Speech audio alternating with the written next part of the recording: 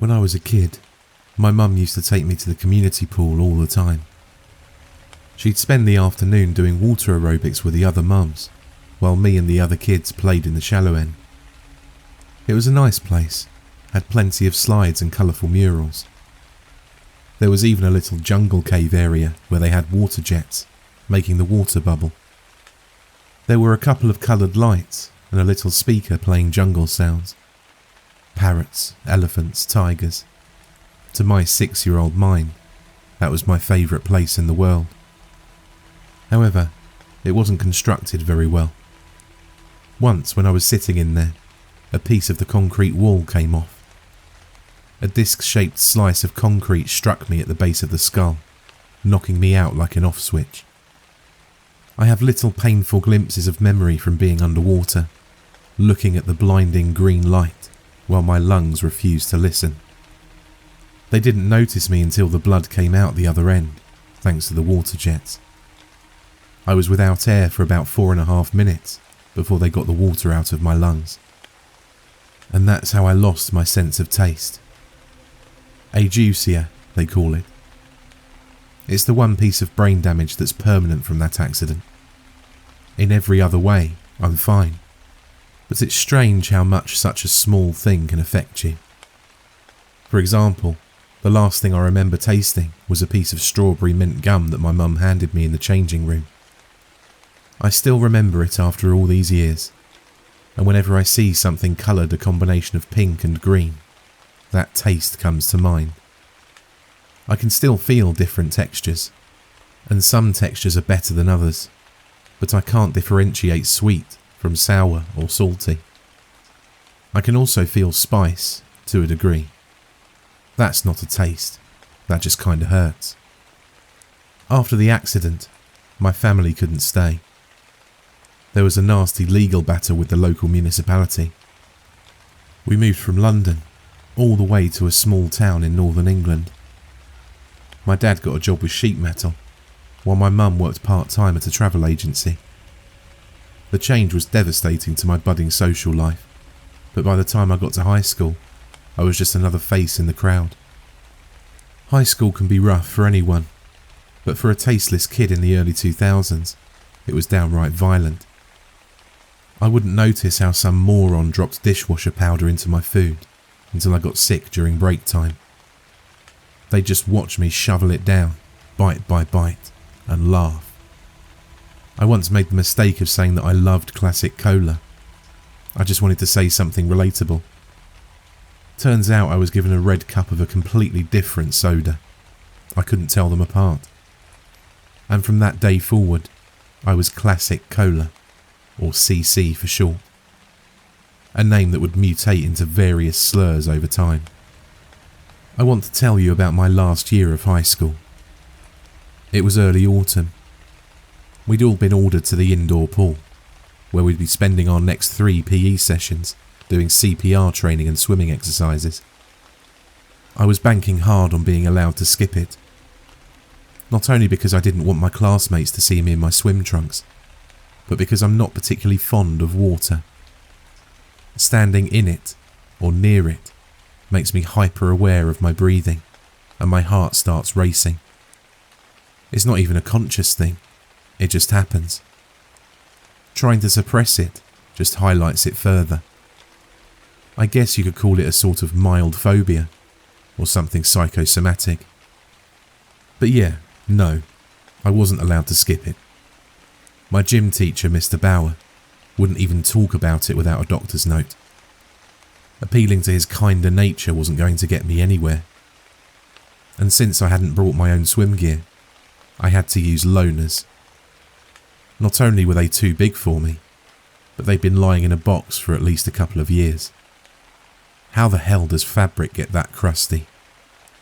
Our first session was predictably awful.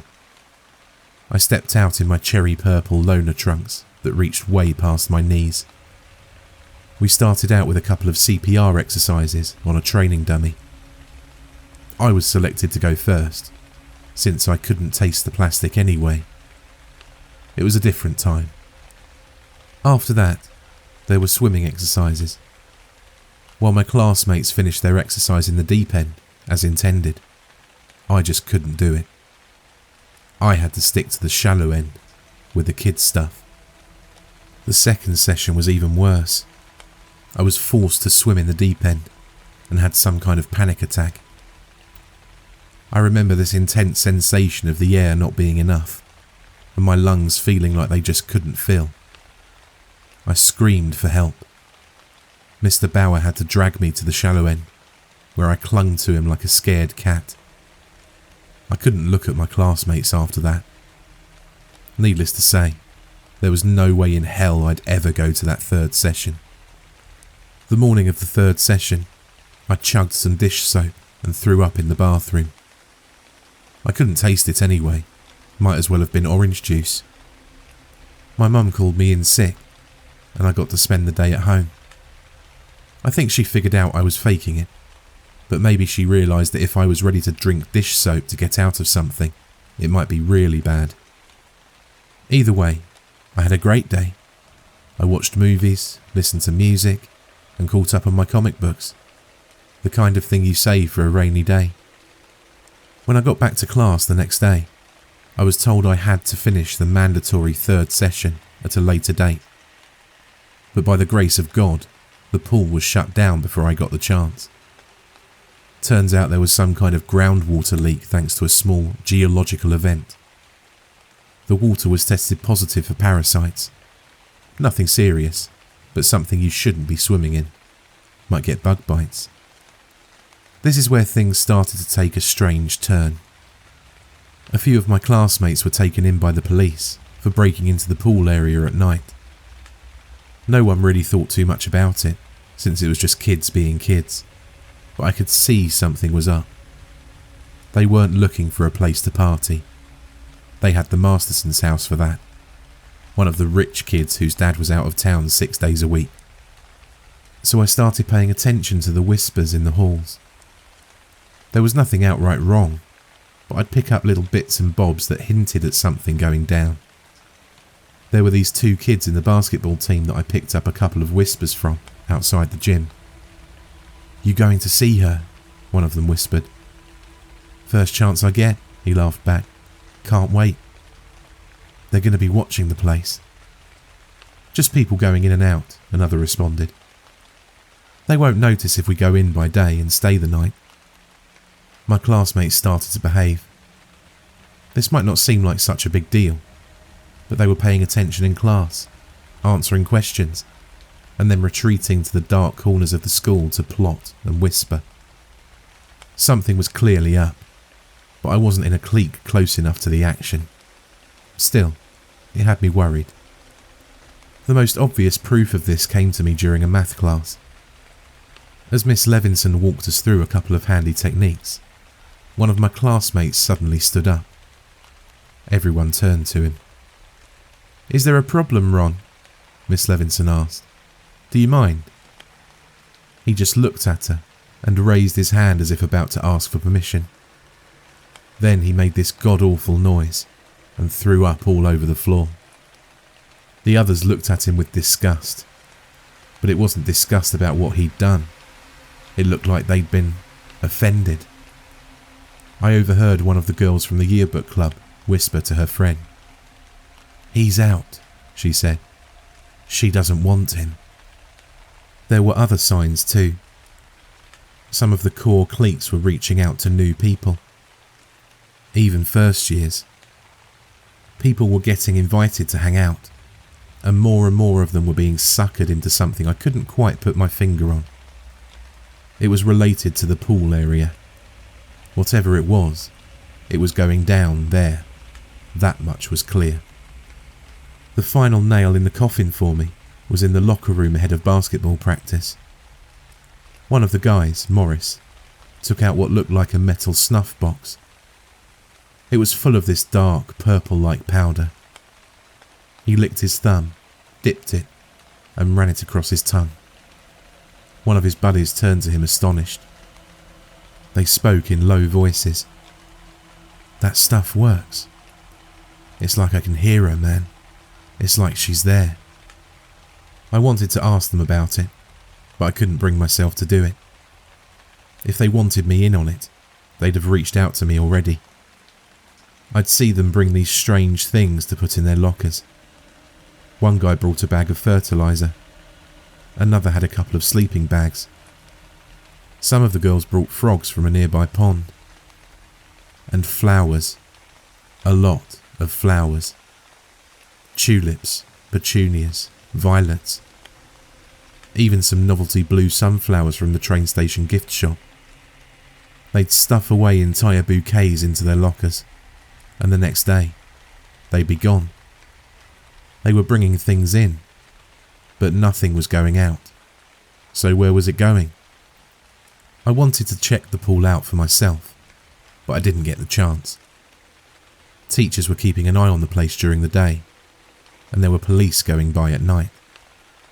So while students were clearly getting in, somehow, I wasn't in the loop about how. This all happened really fast. A couple of weeks at most. Some people had changed rather radically. For example, there was this guy named Everett. He'd been an absolute pain for the people in his class, and all of a sudden, he was a model student. He even addressed his teachers as Sir and Madam. It got to the point where people suspected trouble at home, but there was nothing of the sort. He'd just changed. And while others weren't sure as to how or why, I had a sneaking suspicion it had to do with that closed-off pool. There were too many things collecting in that one area for it to be a coincidence, and I knew for a fact that Everett was one of those people that had been invited early on. Finally, I bit the bullet. Once after class, I walked up to some of the more sympathetic girls in the yearbook class. They looked at me like I was an alien. "Hey," I said, "are any of you heading to the pool?" "It's closed, don't you know that?" one of them snapped back. "Yeah, but..." I looked around, making sure no one overheard us. "I know some people go there anyway. You do that, right?" "Why'd you even want to go? Aren't you, scared of water?" "I just want to see what's up. Everyone's going, right?" "Yeah, no," she smiled. "Not everyone. Not you, for example." So much for being some of the more sympathetic people in class. Some of the others stayed late after class under the guise of catching up. Teachers allowed it, and even encouraged it. I figured they used that excuse to sneak into the pool, but I had no way of knowing for sure. I couldn't make up a good excuse to stay late myself, since I was ahead in most classes, so I had to do the opposite, end up in detention. So I cheated on a quiz, copying the answers from my desk mate. I didn't even try to hide it. School looks different in the dark. Eerie. The corridors look longer, and the lack of people buzzing about makes every footstep echo. When I was done with my detention, I managed to sneak off to see if I could find the others. Going past the pool, I could tell the door was locked. There was a warning tape on the front, unbroken. They hadn't gotten in that way. As I was skulking about, I turned to see a figure at the end of the hall. The ex-menace, Everett. He walked up to me, looking me up and down with a curious frown. "What you up to?" he asked. "I want to see what you guys are doing," I said. "You're in there, right?" "You sure?" "I dunno, I'm just curious." "Yeah, but you've got to be sure," he insisted. "Once you're in, you're in." "How can I be sure if I don't?" "I'm asking you, CC," he sighed. "If you're sure. And you don't sound very sure to me." We just looked at one another for a while. He was taking this seriously and was asking me to do the same. I obliged. "Yeah," I nodded. "I'm sure." He took me to the janitor's closet and onward through a floor hatch. There was an old maintenance hall that handled the water flow from most of the school. and the pipes ran back out through the pool area. The space was so thin, I had to walk sideways to get through, but at the end of it was this locker-sized door that led straight into the pool area. Stepping out, I didn't know what to say. The plastic cover of the pool was gone, leaving the water open. They'd covered most of the bottom of the pool in dirt, and there were flowers littered all over the water. The water itself had taken on a sort of purple tint. There were electric lanterns lining the edge of the pool, and about 24 students chatting, swimming and playing. Everett grabbed my arm. The others looked up at me, some curious, most of them confused. "First off, you got to take a dip," he said. "That's step 1. "But it's closed. You've just got to. Strip down." "I'm not gonna. You said you were sure. This is you showing me you're sure. Strip." So I did. I was down to my underwear when one of the guys from the basketball team grabbed my other arm. The onlookers cheered as I was dragged to the pool. "We got a new one," they laughed. "Throw him in." "She's gonna love you," another cheered. "Hurry up already." Deep diving into bacteria-infected waters withstanding, I wasn't eager to go head first into the deep end. I asked them to slow down and hear me out, but it fell on deaf ears. Seconds later, I was pushed in. A moment of perfect silence. Then I broke through the surface. Flower petals stuck to me, and I could feel the grains of dirt scrub against my skin. The water was dark, that I could barely see my own hands beneath the surface. The others were gathering around to watch, giggling eagerly. Something brushed against my leg. I came up, gasping for air. I swam towards the shallow end, shoving petals and debris aside. Everyone just waited and watched. "Here she comes," the girl from the yearbook club grinned. "You think she's going to like him?" I didn't see anything or anyone as I continued to the shallow end. The moment my feet touched the dirt, there was a sound. Looking up, I noticed movement, something dredging up grime. Bubbles popped, and there was a splash somewhere behind me. As I turned around, I could see ripples in the water. I could feel the waves move as something pushed its way forward. My heart raced as I looked at all the smiling faces. What were they happy about? What was this? Then something grabbed my leg. It was so unexpected. I barely had the time to gulp for air as something pulled me beneath the surface. I only caught a glimpse of it, a long, worm-like body moving out of view. Every segment as thick as my arm and as wide as my torso. I burst through the surface and beelined for the edge of the pool. They weren't letting me out. "I told you he couldn't do it," someone yelled. "He's going to screw it all up. Kick him back. He needs to stay in longer." "What's wrong with him?" They kicked at me, pushing me back down. No matter where I looked, there was someone there to fight me. I could feel hands, at least 4. Some grabbing at me, others just exploring me. Touching my hair, poking my spine, tickling my feet. A worm-like body brushed against my back as it squirmed past me. Then it grabbed my feet, pulling me under again. It had been swimming around me, clearing out the grime of the water. It pulled me to the bottom of the pool, making my ears pop. The thing was at least 25 to 30 feet long.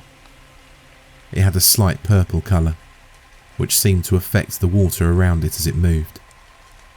It bent itself in a sort of C shape, where the bottom half had me grabbed and the top half faced me. It had no head.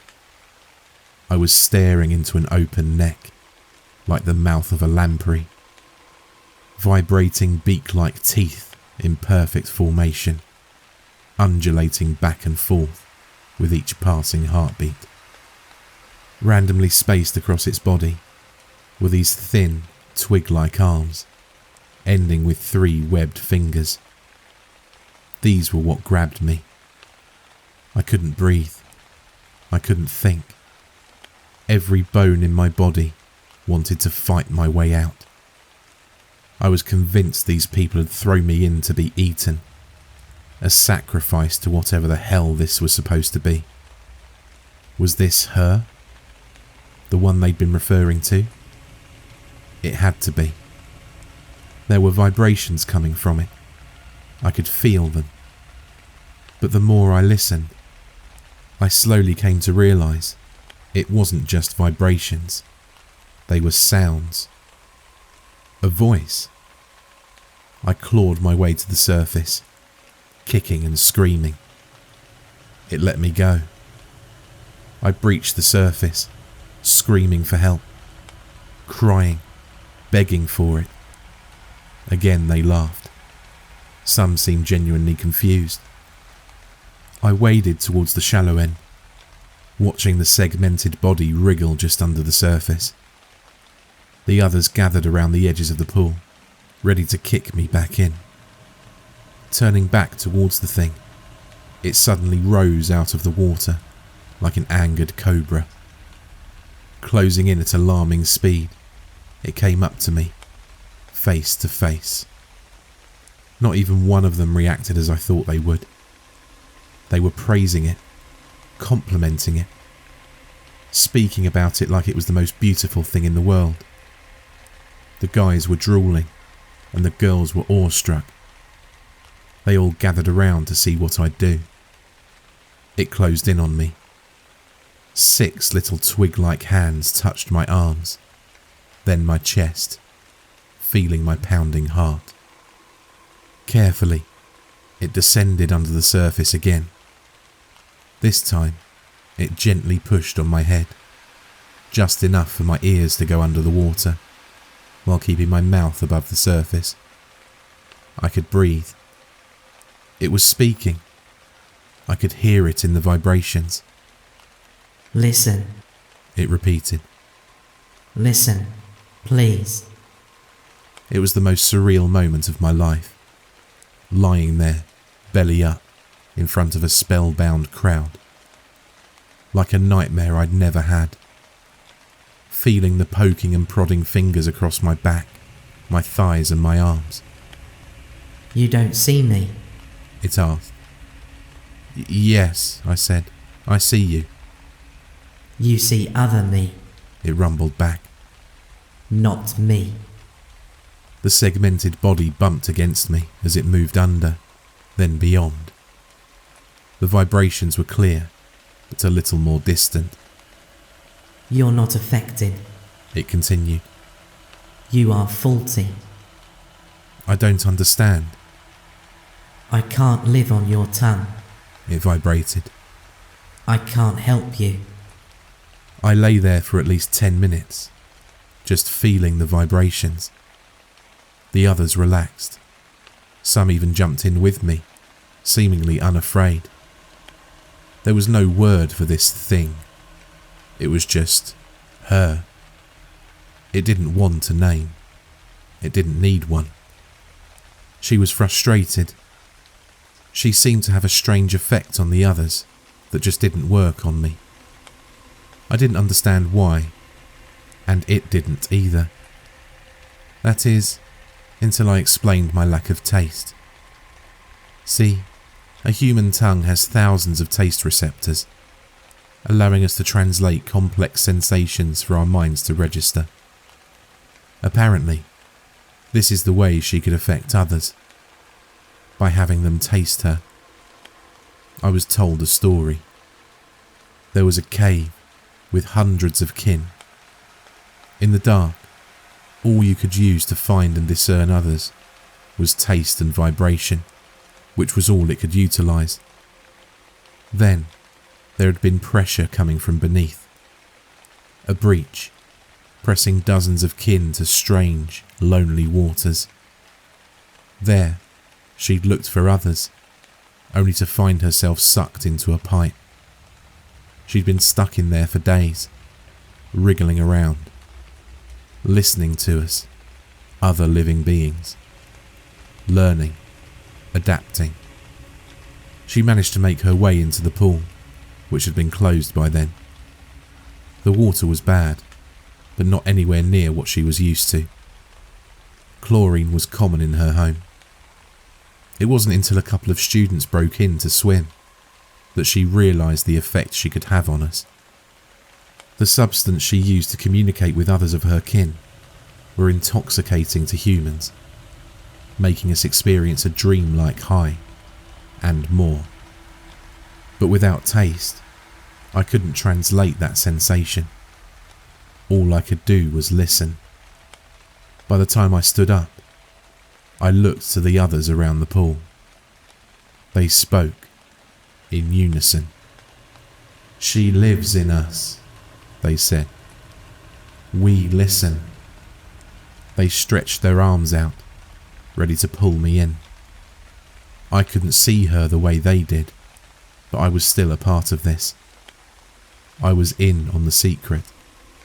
I was in the know with the others. And I'll be honest, it felt amazing. Terrifying, but amazing. For the next couple of weeks, I was a part of it. A government-assigned official came by to check the waters, and a couple of students pushed them in. Once in, they were as infatuated by her as everyone else. They were eager and willing to lie to keep the secret, shutting the pool down for the foreseeable future. I talked a lot about her with the others. To them, she was this gorgeous, otherworldly human woman, like a fairy tale siren or mermaid. They couldn't put her into words. It was just this thing that she was. I tried explaining how I saw her, but they couldn't grasp the idea. In a way, they found it offensive. It was about a week before Christmas when I saw Ron coming down the corridor, the guy who'd stood up and vomited in class. I asked a girl from the yearbook club about him, seeing if she knew what that was about. "If you're not worthy, she hurts you," she said. "She kicks you out. That's how she does it." "By making you ill?" "By pushing out everything she's given you," she corrected. "It just looks nasty, is all." It all started to make sense. The purple powder I'd seen the basketball players with was just from the pool water. Tasting it would give them a bit of a leftover high, like swimming with her. And swimming with her they did. I usually stayed out, but on nights where I came to see her, the others would flock into the water. The massive worm would wriggle between them, brushing against them as it went. People would laugh and play, hugging her and each other. It was like watching a human snake pit, with that one thing moving between them. At first, I loved it. I loved being a part of it. But I wasn't. Not really. It started with Everett. I noticed lines. Long, thin lines along his arms, like the segments of a worm. His gums were looking a bit purple, and his eyes were red. You could barely tell at a glance, but if you spent some time with him, it was obvious. I'd see it in the others. Someone had grown extra teeth. Another one had their nose shrunk. One of the girls had her fingers grow another 3 inches. Everett eventually stopped coming to class. He'd just sit by the pool all day. His hair had fallen out, along with his nails and teeth. He'd grown a new set and didn't need his old ones. They started to feed her. Mostly fish, but she didn't shy away from raw meat. She'd just suck it into her gullet. I'd watch the teeth chomp down in a circular motion, grinding the flesh to a mush for her to drink. There was a rumour going around. The remaining unaffected staff and students were all going to be dragged into the pool at once. There was going to be an uprising. It wasn't really talked about. It was just sort of felt by those involved. A collective subliminal thought. Not me, though. I was assumed compliant. For now. Some brought zip ties and ropes. Others brought knives and tasers. Duct tape, plastic bags, power tools. It would be violent, but she was tired of waiting in the dark. She wanted to be out in the open, praised and worshipped, not hidden away like a dirty secret. But this was crossing a line. A creature seeking to survive was one thing, but this was abduction. I wanted to speak out, but I knew the others would silence me. And since I couldn't be influenced, there was only one thing they could do to silence me. To kill me.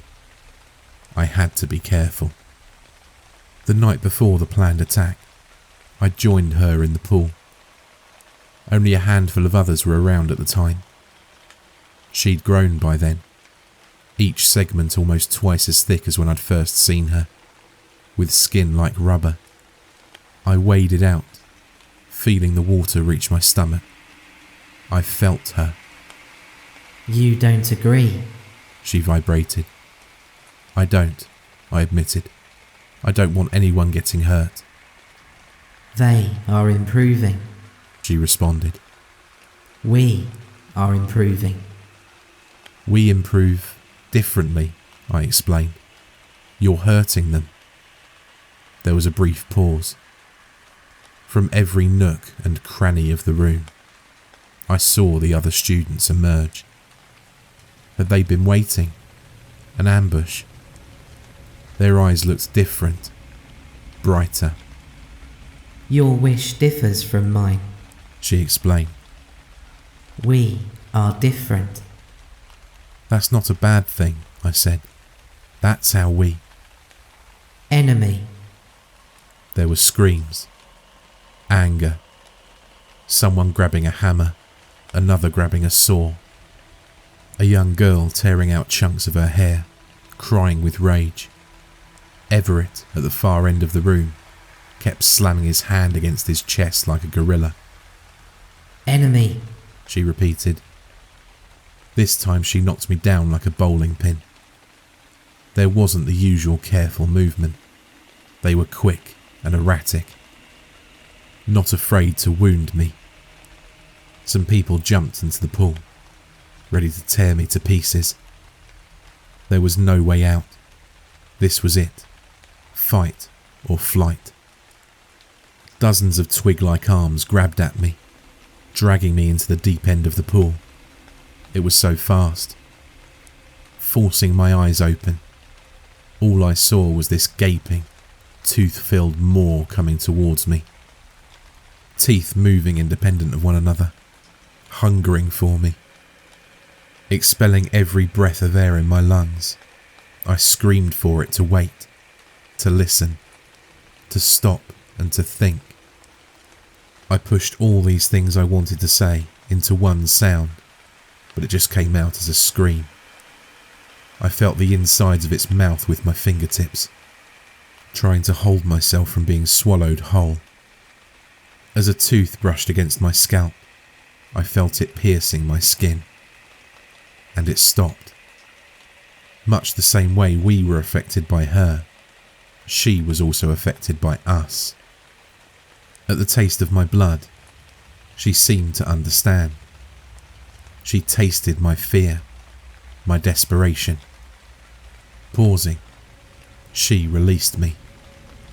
I clawed my way to the surface, feeling hot blood pour down my face. Forcing air into my lungs, I could see I was surrounded. Even more students and some faculty had gathered around the pool. She rose out of the water, her body at least 3 feet longer than when I'd first seen her. The others spoke in unison, not even minding the sea serpent.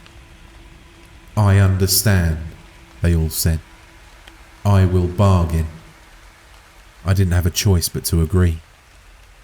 I was given a simple task, and in return, she'd go away. She'd return things to normal. All I had to do was borrow my dad's car and do an errand. It seemed so simple. I was to drive Everett east to the ocean. Nothing else, just drive Everett. The following day, I got up early. I took my dad's keys, got in the car and backed out. I made my way across town and picked up Everett. He was sweating bullets, staining the seat. He said nothing and kept his eyes closed. He looked even worse in the morning light. We made our way east to the coast. Everett didn't say a word. By late afternoon, we stepped out on the cold winter beach. Everett took a moment to sit down. I joined him. Neither of us seemed to know what was going to happen next. He shuddered and whimpered, shaking his head. He was scared, I could tell. Then, as by the snap of a finger, he turned silent. With newfound determination, he turned to me. "I accept," he said. "Our bargain ends." He pushed his hand against my chest, much like she had done in the pool, feeling my heart. Then he got up, heading straight for the ocean, dropping his clothes along the way. The last thing I saw of Everett was him wading into the ocean, never to be seen again. The segments along his arms were clearer, and his skin had taken on a rubbery texture. He'd been changing. Back at school, people were getting violently ill, throwing up bucket loads of parasites, much like Ron had done in the middle of class. The creature in the pool seemed to have withered and died, leaving only chunks of fossilised flesh behind, resembling nothing but dirt and sandstone. Something that easily could have blown in through the damaged pipes. She upheld her part of the bargain, it seemed. I could go on for hours about what happened in the aftermath. For example, the state-sponsored investigation blaming our collective madness on parasites in our drinking water. Something related to a small-scale earthquake. And just as curious, the massive efforts to quiet down the disappearance of Everett. There wasn't even a police report filed. I was grounded, of course. Stealing my dad's car wasn't a popular decision, especially when I couldn't explain to them why. Years later, I still get news alerts about strange sightings along the coast. Marine life found shredded. Strange circular wounds on humpback whales. And as of a couple of months ago, a diver who swore he saw a mermaid. There was an interview about it. I'm not going to pretend like I know how they work, or how they live. But I can't help but to believe that I've made a terrible mistake. To what end, I can only imagine. But I'm pretty sure this won't end with Everett. I think it's just beginning.